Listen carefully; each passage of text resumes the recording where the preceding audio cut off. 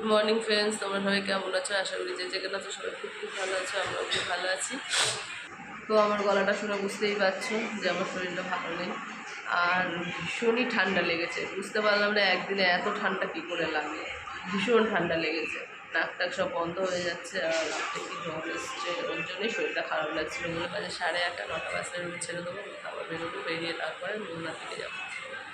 এই যে আমার বড় একটা গোছাচ্ছে, আমার মেয়ে স্নান টান করে ফোন দেখছে। সবাই মোটামুটি রেডি হয়ে গেছি, শুধু 9টা বাজার অপেক্ষা আর আমাদের বেরোনোর অপেক্ষা। বন্ধুরা আমরা রেডি হয়ে গেছি, 9টা বেজে গেছে, রেডি করেছি। তাহলে চলো যাওয়া যাক। আমি আর বেশি কথা বলতে পারছি না, আমার গলাটা ভীষণ মানে খুসখুস করছে, কেমন একটা হচ্ছে।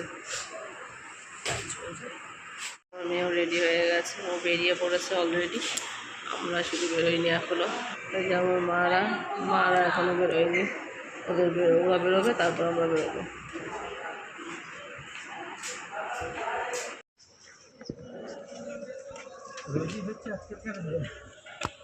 একদিন ওরা মোটা হয়ে যাবে।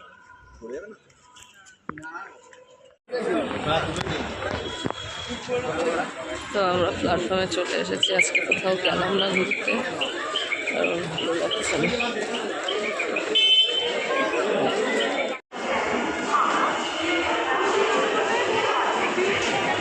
আমার ভাই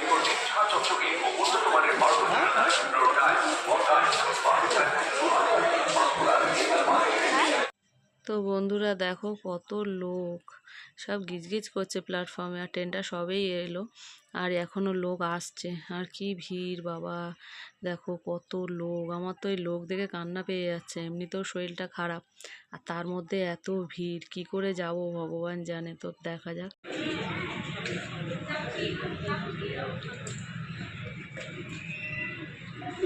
সব মেট্রোর জন্য দাঁড়িয়ে রয়েছে, গেট খুলে নিয়ে। হ্যাঁ, এই যে গেট খুললো, আমরা ঢুকবো।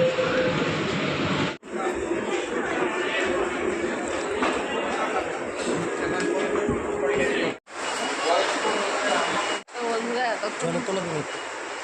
ভীষণই কষ্ট হয়েছে বন্ধুরা।